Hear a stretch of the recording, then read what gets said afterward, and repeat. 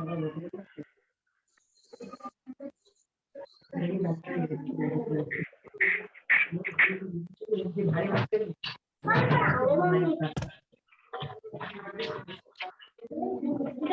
खोलो, कौन से बटन छोड़ देता हूँ।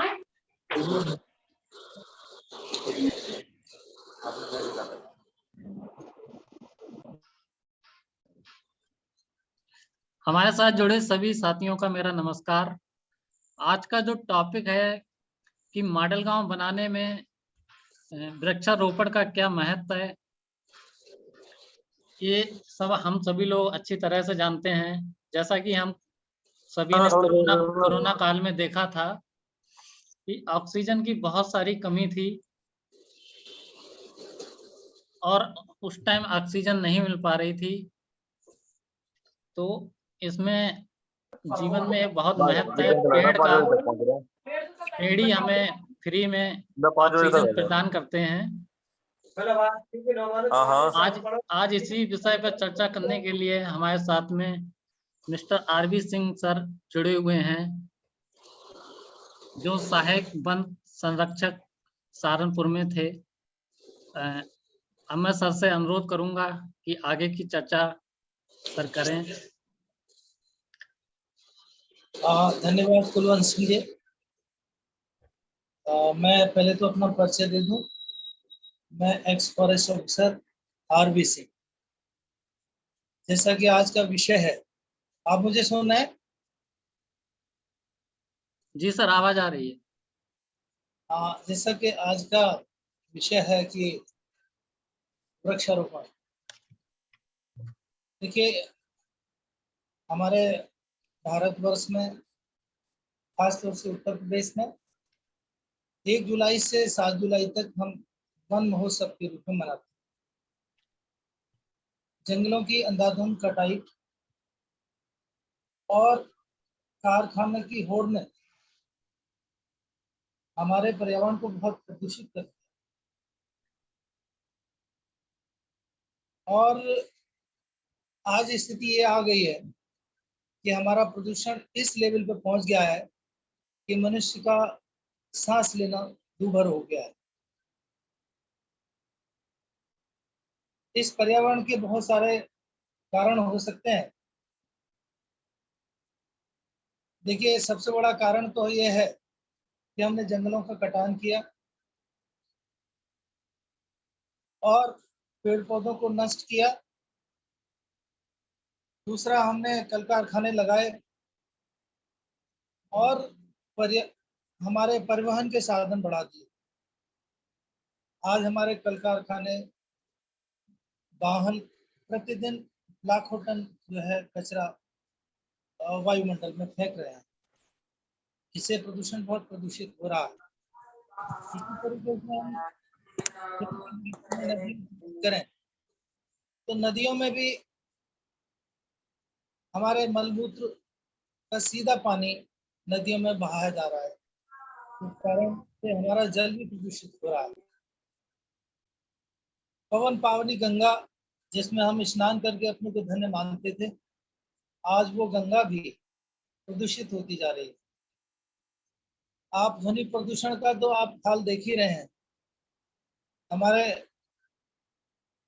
बड़े बड़े जो है वाहन है गुजरते हैं और ध्वनि प्रदूषण करते हैं। खासतौर से जहाँ एयरपोर्ट है वहाँ पर काफी डेसिबल की ध्वनि उत्पन्न होती है। तो इस तरीके से हम वायु प्रदूषण, जल प्रदूषण और ध्वनि प्रदूषण से गुजर रहे हैं। अब एक नया प्रदूषण और आ रहा है, वो है ई प्रदूषण। आप देखते हो कि हमारे घर में हर एक के पास में कम से कम 2-2, 3-3 मोबाइल हैं। अगर परिवार में 4 लोग हैं तो कम से कम 8 मोबाइल होंगे और 8 मोबाइल की बैटरी जो खराब होती है वो हम घरों में फेंक देते हैं। उससे भी हमारा जो है कार्बन सर्जित होता रहता है और हम प्रदूषण की चपेट में आते हैं। अब प्रश्न ये उठता है कि इस प्रदूषण को हम कैसे कंट्रोल करें। अगर प्रदूषण को हमने कंट्रोल नहीं किया तो ये हमारी जो प्राणवायु है वो जहरी हवा में बदल जाएगी, जहरी वायु में बदल जाएगी। तो हमको अपने प्रदूषण को कंट्रोल करना है और उसका एकमात्र साधन है वृक्षारोपण। जैसा कि विज्ञान के लोगों ने पढ़ा होगा, हमारे छात्र पढ़ते हैं कि प्रकाश संश्लेषण की जब प्रक्रिया होती है तब उसमें पौधे ऑक्सीजन रिलीज करते हैं और कार्बन डाइऑक्साइड को अवशोषित करते हैं। ये वृक्ष एक ऐसा संसाधन है कि हम बहुत कम खर्चे में अधिक से अधिक ऑक्सीजन प्राप्त कर सकते हैं। बहुत सारे हमारे जो शहर ऐसे हैं, जैसे संघाई को ले लें, जहाँ इंसान को अपनी पीठ पर ऑक्सीजन का सिलेंडर लेके चलना पड़ता है। कोरोना काल में भी देखा होगा, लोग ऑक्सीजन की वजह से दम तोड़ रहे थे। जब इंसान परेशान होता है तब पेड़ पौधों की याद आती है। अभी जून का महीना गुजरा है, अभी बरसात शुरू हुई है।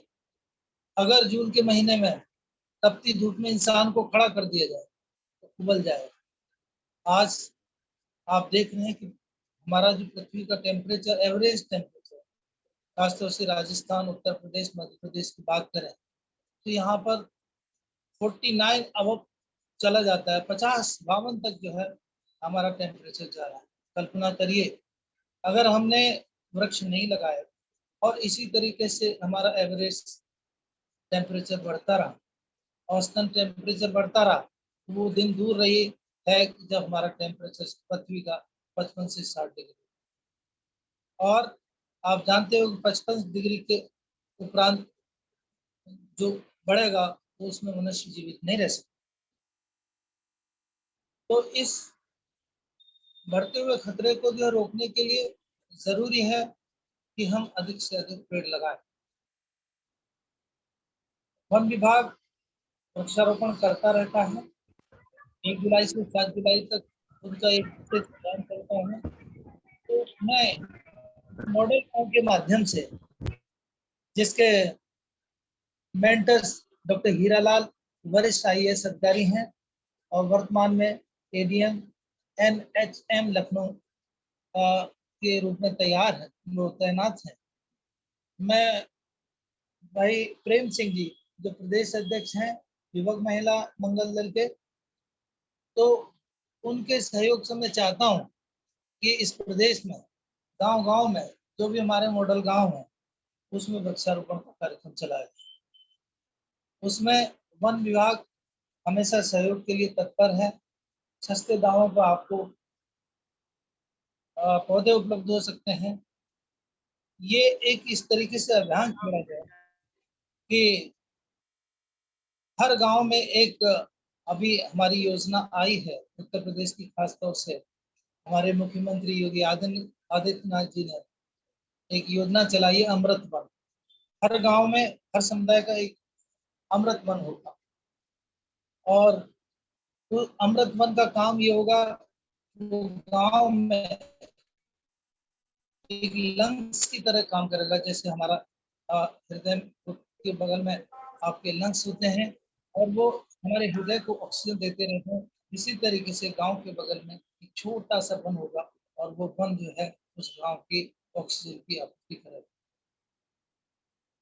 आइए हम इस अवसर पर सभी एक प्रण करें, एक कसम खाएं कि हम अपने जीवन में कम से कम 2 वृक्ष लगाएंगे, और लगाएंगे नहीं, हम ये भी प्रण करें तो उन 2 वृक्षों को अपने जीवन काल में पानी देंगे और हरा भरा करके बड़ा बना। वृक्ष लगाना आसान है, लेकिन वृक्ष का जो है उसको पालना, बड़ा करना बहुत ही मुश्किल है। हमें केवल टारगेट पूरा नहीं करना है, हमें अपने प्रदेश को हरा भरा बनाना है। तो हम, अगर हमारे पास जमीन नहीं है तो घर के आंगन में एक नीम का वृक्ष लगाएं। अगर उतनी भी जगह नहीं है तो हम गमले में एक तुलसी का पौधा लगाएं। ये तुलसी और नीम बड़े औषधि प्लांट हैं। आपको याद होगा कि हमारी आयुर्वेदिक पद्धति सब पौधों पर और औषधि पर डिपेंड करती थी, और जंगल से हम जो है पेड़ पौधों से औषधि प्राप्त करते हैं। तो आज हमारे बहुत सारे प्राणी के साथ साथ हमारी बहुत सारी वनस्पति नष्ट होती जा रही है। हमें अपनी पृथ्वी की धरोहर को बचाना है। पृथ्वी को वापस अगर उसी रूप में लाना है तो हमें अपने पर्यावरण को बचाना होगा और हमें जन जन तक ये संदेश देना होगा कि हम अधिक से अधिक वृक्ष लगाएं। धन्यवाद। इन्हीं शब्दों के साथ मैं आप सभी को पुनः एक धन्यवाद देता हूँ, खासतौर से डॉक्टर हीरालाल जी को, जो मॉडल गांव के माध्यम से और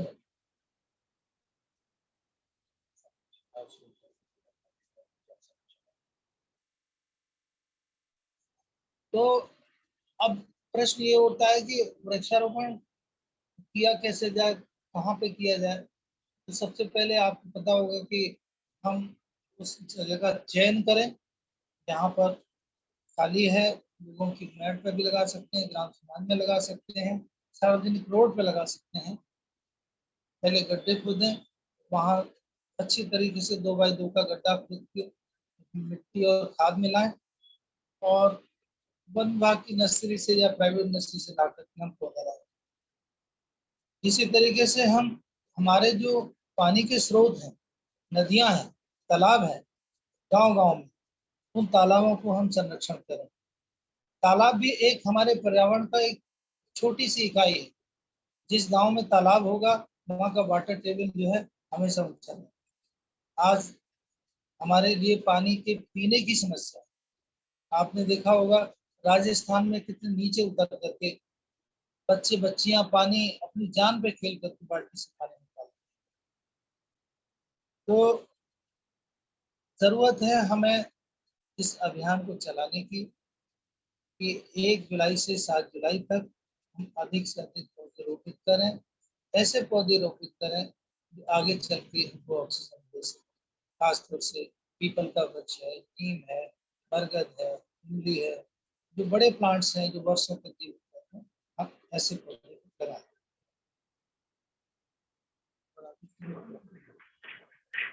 जैसा कि सर वन विभाग से और कौन कौन सी योजनाएं चल रही हैं, जैसे कि हमारे जो युवक महिला मंगल दल के साथी हैं वो अपने गांव में वृक्षारोपण पौधरोपण करना चाहते हैं, तो उनके लिए कौन कौन सी वर्तमान में योजना चल रही है?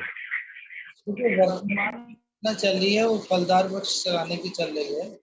और जैसा कि मैं अभी थोड़ी देर पहले बताया था कि हर गांव में एक वन अमृत वन के नाम से एक योजना चलाई जा रही है। वैसे तो हर साल जो कई करोड़ पौधे का लक्ष्य, इस साल भी शायद 9 करोड़ पौधे लगाने का लक्ष्य उत्तर प्रदेश में माननीय योगी जी ने रखा है। तो उसके तहत गांव-गांव में मॉडल गांव के माध्यम से आप लोग वहां से संपर्क कर सकते हैं, पौधे लगा सकते हैं। और युवक मंगल दल के जो हैं एक दल बना करके संख्या बढ़ा करके अधिक से अधिक वहाँ पे पेड़ लगा सकते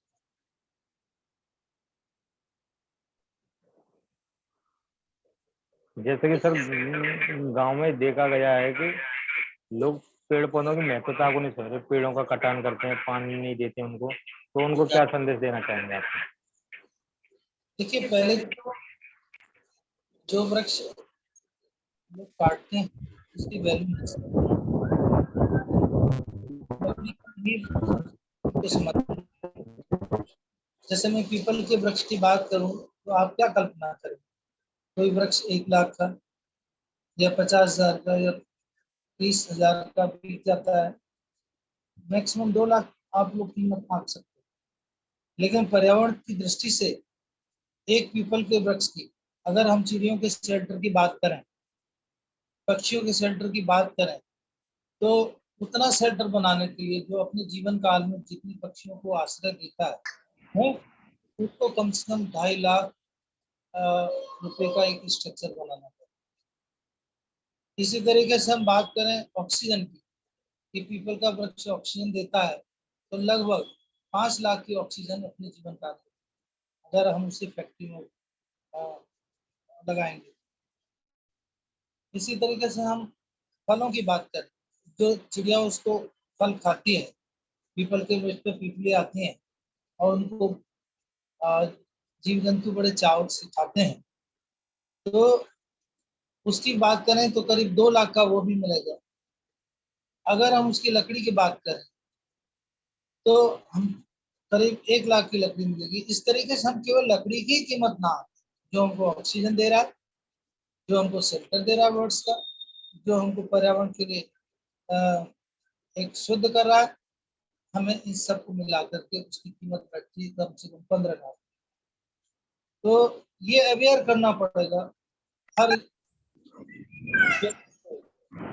खासतौर से जो अनपढ़ व्यक्ति हैं, जो पौधों का महत्व नहीं समझते हैं, क्योंकि जो पढ़े लिखे लोग हैं वो समझ गए।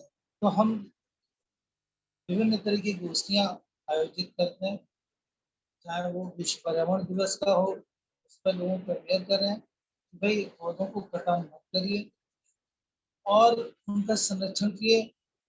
बिना इसके जो है हम धरती को सस्य श्यामला नहीं बना सकते। हमारे पूरे पूरे प्रदेश से जो युवक महिला मंगल दल के सदस्य जुड़े हुए हैं, मैं चाहूंगा जो भी सर से सवाल हो वो अपना कर सकते हैं सीधा, वृक्षारोपण से संबंधित, पेड़ पौधों से संबंधित, जल संरक्षण से संबंधित। सर मैं एक बात और कहना चाहूंगा कि आपके यहाँ कोई भी प्रोग्राम होता है तो उसमें जो भी गिफ्ट दिए जाए तो उसको पेड़ के रूप में अगर कुछ ना कुछ दिया जाए तो बहुत अच्छा रहेगा। कोई कार्यक्रम हो रहा है तो उसमें हम लोग पेड़ गिफ्ट कर रहे हैं, जी जी। किसी को सम्मान करना है तो उसको हम पेड़ दे के सम्मानित करें तो ये बहुत अच्छा रहेगा कि वो आपका बहुत है। देखिए बहुत पहले से हमारी ये योजना चल रही है कि किसी के जन्म पर, किसी बच्चे का अगर जन्म होता है तो हम जन्मदिन जो है वृक्षारोपण करके करें।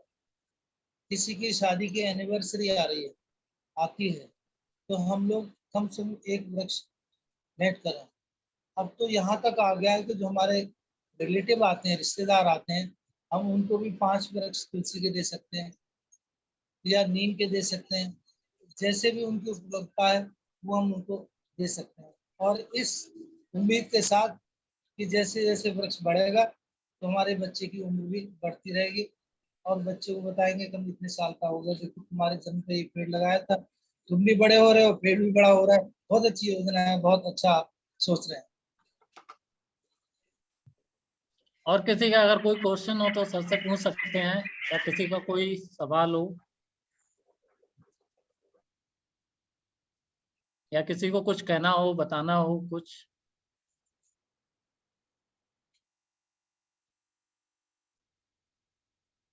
ज्यादातर लोगों की समस्या ये रहती है कि हम पेड़ कहाँ पे लगना है। जैसे कि मैंने बताया, पेड़ तो कहीं पे भी लगा सकते हो, अपने गमले में लगा सकते हो, अपने खेत की मेड़ पर लगा सकते हो, आंगन में लगा सकते हो। ज्यादातर लोगों की यही समस्या है कि सर हम पेड़ लगाएं कहाँ से। फिर ये होता है कि हम पेड़ लाएं कहाँ से। वन विभाग की नर्सरी में सारे पौधे उपलब्ध हैं, और अगर फलदार लगाना है तो हॉर्टिकल्चर यानी उद्यान विभाग की नर्सरी भी बिल्कुल पास में ही रहती है, वहां से भी पेड़ ले सकते। किसी और प्रश्न हो? किसी को कुछ पूछना है या कुछ बताना है, कोई अगर अच्छा काम कर रहा हो गांव में, कोई पेड़ ओड़ लगा रहा हो तो वो भी बता सकता है, अपना अनुभव साझा कर सकता है हमारे साथ में। हेलो। हाँ जी। हाँ प्रणाम सर। जी सर हमारा सवाल है कि जो जो सर बता रहे हैं कि जो वन विभाग से मिलता है पौधा, तो हाँ हाँ उसके लिए कुछ पैसे भी देने होते हैं? हाँ, पैसे बहुत नॉमिनल हैं, बहुत ज्यादा खर्चा नहीं है। वहां पर सारे पौधे 50 रुपए तक की कॉस्ट के मिलते हैं। कुछ पौधों की कीमत तो 10 ही रुपए है, 15 रुपए है, 5 रुपए। पहले वन विभाग फ्री ऑफ कॉस्ट पौधे देता था, युवक मंगल दल को भी देता था, छात्रों को भी देता था, लेकिन उसका दुरुपयोग होने लगा, क्योंकि फ्री की कोई चीज है उसकी अहमियत नहीं देता है। इसलिए अब पौधे जी। वन विभाग ने फ्री बांटती है, बांटना बंद कर दें। हाँ, वन विभाग ये जरूर कहता है कि आपके गाँव समाज में अगर जमीन खाली पड़ी हुई है और उसको वन विकसित हो सकता है, तो जमीन का प्रस्ताव करके वन विभाग को दे दें, और उसको वो स्वयं हरा भरा करेगा, अपना एक आदमी रखेगा कटाई करेगा और जब जंगल तैयार हो जाएगा तो वो ग्राम समाज को देगा। जी।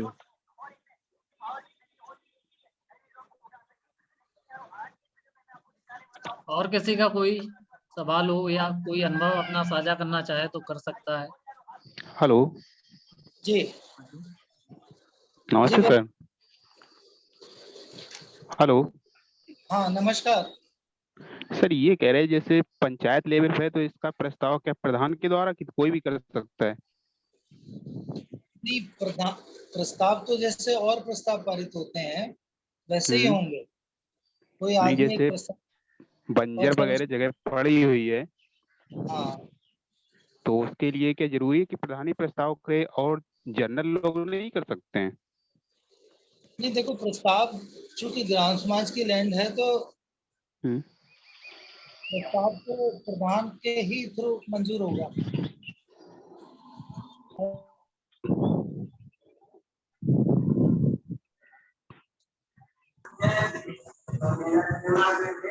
सर आप म्यूट हो गए, अनम्यूट कर लीजिए।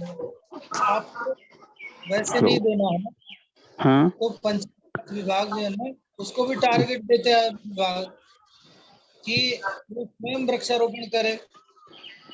रिवर नहीं, फ्रंट देता स्वयं है। तो करते हैं सर, लेकिन स्वयं दूसरे सब सोचते हैं क्योंकि वो स्थिति इस समय दूसरी हर जगह रहती है। क्योंकि अगर पड़ी है हमारे इधर काफी पड़ी है पंचायत में। अच्छा, कौन से गांव में पड़ी हुई है? ये ब्लॉक राजपुर में, रमऊ में। आप जो है सीधे डीएफओ साहब से संपर्क कर सकते हैं, अपने जिले के, अच्छा। या रेंज ऑफिसर हैं फॉरेस्ट क्योंकि रेंज, कुछ वन। ऐसे जो बंजर बंजर में थे उन्होंने तालाब को खुदवा दिया है। हाँ क्योंकि जबकि ऑलरेडी हैं उसके लिए काफी, फिर भी उसका उन्होंने मनरेगा के तहत तालाब खुदवा दिए। अच्छा, नहीं तो उसमें तो वहाँ चारों तालाब के वृक्षारोपण करने का भी प्रावधान है।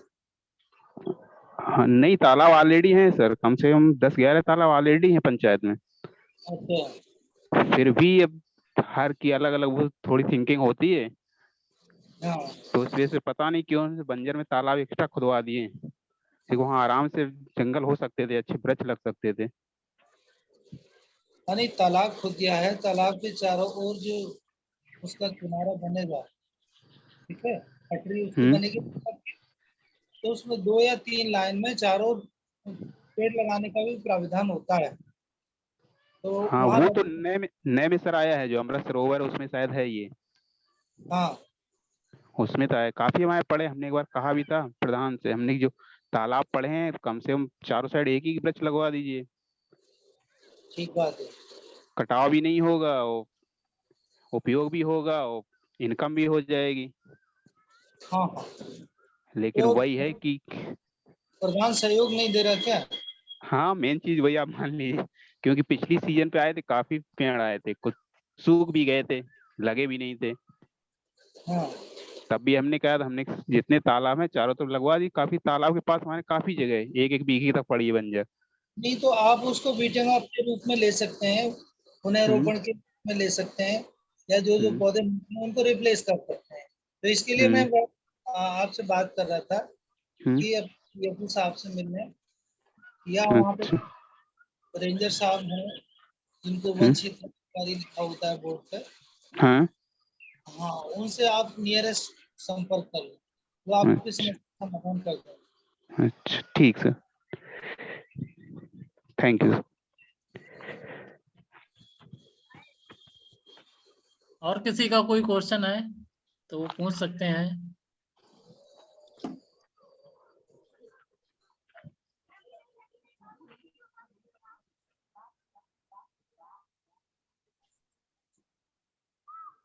सर मुझे लगता है किसी का कोई क्वेश्चन नहीं है। अच्छा, हम तो मैं लोगों से अपील करता हूँ कि लोग वृक्षारोपण की महत्ता समझें, और एक बहुत ही महत्वपूर्ण काम है, और ये इस समय सप्ताह चल रहा है, वन महोत्सव सप्ताह, तो प्रकृति को बचाने में अपना कुछ न कुछ योगदान दें। अगर आप पेड़ लगाएंगे और जब पेड़ बड़े होंगे तो आप देखेंगे, आपकी बड़ा सुकून मिलेगा कि हमने ये पेड़ लगाए थे और ये बड़ा हुआ। इस संदेश के साथ और पृथ्वी को अपने पूर्व स्वरूप में लाने की कोशिश करें। अगर हमने ऐसा कर लिया तो हम आगे का जीवन बड़े सुखी और समृद्ध तरीके से बिताएंगे। नहीं तो भविष्य में जो है, अगर हम इस तरीके से पेड़ काटते रहे और अगर उसे रोपित नहीं किया तो हमारी स्थिति इस पृथ्वी पर जीने लायक नहीं रह जाएगी। कहा भी गया है कि यतते भूमि विखनामी क्षेत्रम तदपि रोहित, यानी मैं जितना इस पृथ्वी से कोई चीज प्राप्त करूंगा, जितने पेड़ काटूंगा, उससे दुगने वृक्ष लगाऊंगा। अब बात उठती है कि आपको कौन कौन से पेड़ जो है छाया दे सकते हैं, कौन कौन से पौधे जो है आपको फल दे सकते हैं, ये सब कुछ जानकारी होगी। और कौन कौन से आपको तुरंत लकड़ी दे सकते हैं। तो हमारे पहले से ही लोग सड़कों किनारे आम, इमली और जामुन ये पौधे लगाते थे, जो और काफी लॉन्ग टर्म तक चलते थे। छाया के रूप में आपका जैसे पर्यावरण के जो पेड़ हैं, जो पर्यावरण को शुद्ध करते हैं, है, बरगद है, नीम है, ये विशालकाय पेड़ बनते हैं। आज आपने देखा होगा कि हमारी जो सड़कें हैं वो बिल्कुल बैरन होती जा रही हैं, क्योंकि 4 लेन हुआ, 4 लेन से फिर 6 लेन हो रहा है। जमीन वृक्षारोपण के लिए उन्होंने सारी खत्म कर दी। बीच में डिवाइडर बनाए हैं और डिवाइडर पर क्या लगा दिया, कनेर के पौधे। तो अब कनेर के पौधे आप समझ रहे हो कि क्या पर्यावरण को शुद्ध करें। आम काट दिया, इमली काट दिया और बरगद काट दिया, शीशम काट दिया। ये सब काट करके क्या लगा रहे हैं, कनेर और बोगनविलिया। इसके बाद पर्यावरण जो हमारा शुद्ध नहीं होने वाला। तो मैं इस मॉडल गांव के सहयोग से संदेश देना चाहूंगा कि हम ऐसे पेड़ लगाएं जो पर्यावरण को बचा सके।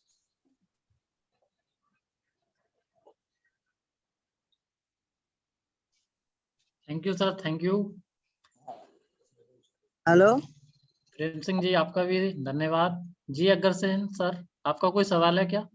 हाँ सर, मेरा मैं ये पूछना चाहता हूँ सर, जो हमने 3 वर्षों से लगातार पेड़ लगाते चले आ रहे हैं जी, हम पेड़ लगाते हैं और काटने वाले काट कर ले आते हैं। इसकी मतलब रिपोर्ट भी करते हैं, 112 नंबर पे भी कॉल करते हैं, लेकिन वो भी आते हैं, रफा दफा कर देते हैं, लेकिन पेड़ कट जाते हैं।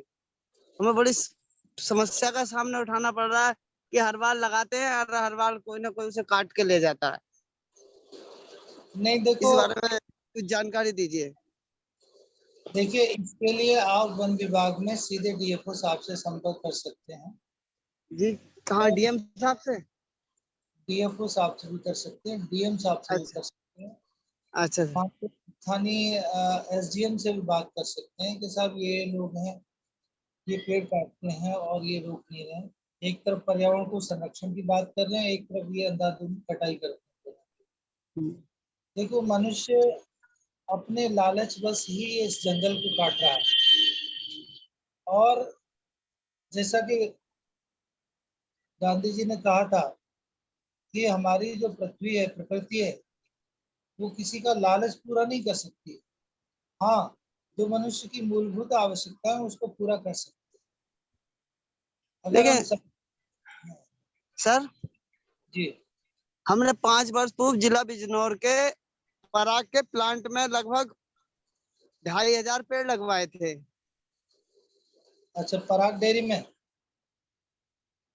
नहीं, बिजनौर में कहाँ लगाए थे?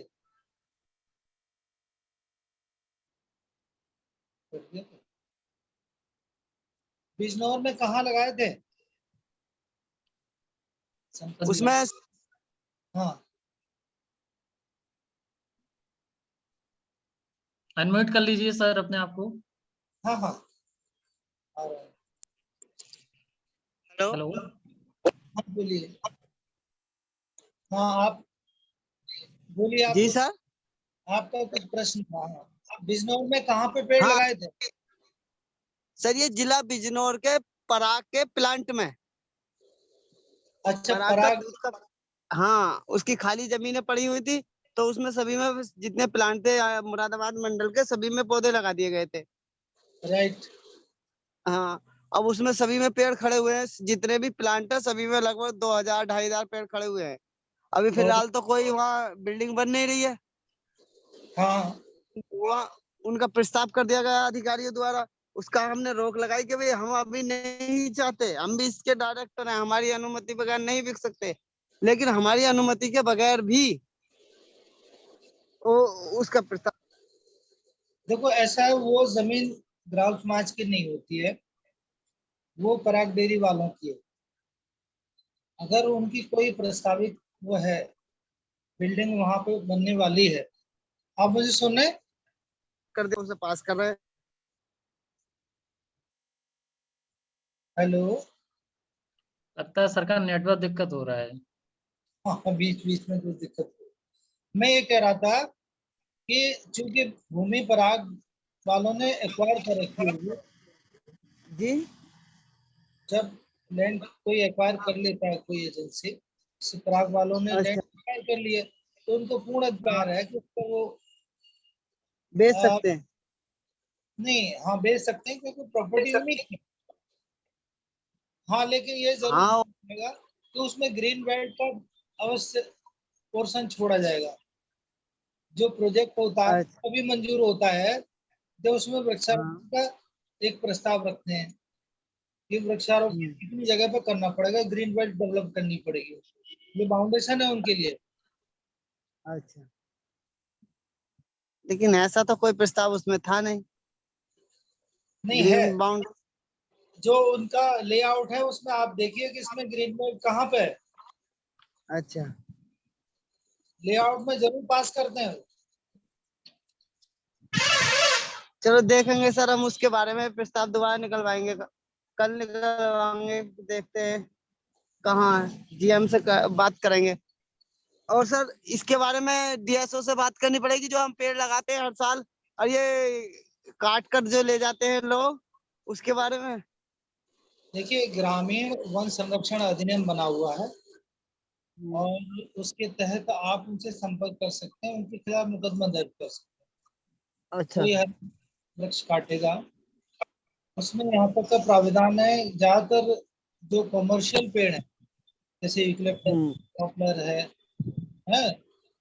जो हाँ फलदार नहीं है या जिनकी टिम्बर नहीं है, केवल उन्हीं पेड़ों को काट सकते हैं। या जो नीम नहीं, है, आम है, इन पेड़ों को नहीं काटा जा सकता। इसके लिए कानून बना, अगर कोई काटता है तो सजा का उसमें प्राविधान है।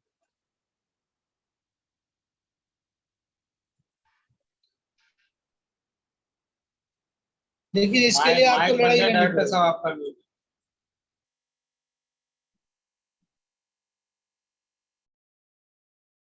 लगता है सरकार नेटवर्क दिक्कत कर रहा है, जिसकी वजह से आवाज सही नहीं आ पा रही है।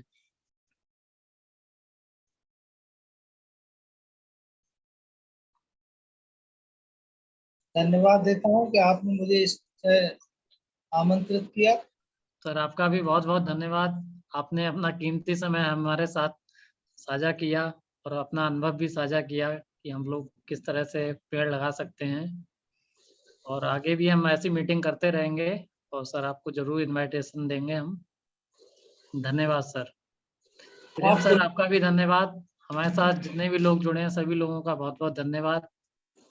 Thank you. कुलवंत सिंह जी, आपको भी बहुत बहुत धन्यवाद हमारा। Thank you sir, thank you. मैं देख रहा हूँ वैसे आपको फोटो पे कि आप यंग हैं और आपके अंदर कुछ करने की उमंग है। ये एक अच्छी एनर्जी है आपके अंदर। तो थैंक मैं यू सर। चाहता हूँ कि जो मैं संदेश दिया है, जो हमारे ऐप से नहीं जुड़े हुए हैं, तो गांव गांव में भी ये संदेश फैलाएं कि भाई पेड़ केवल लगाना ही आवश्यक नहीं है, उसको बचाना भी है, संरक्षित भी करना जी सर। सर हमारे साथ जो डॉक्टर हीरालाल सर थे जब बादा में डीएम थे, तो सर ने पेड़ लगाओ के साथ साथ पेड़ जियो अभियान भी चलाया था। बहुत अच्छी बात है।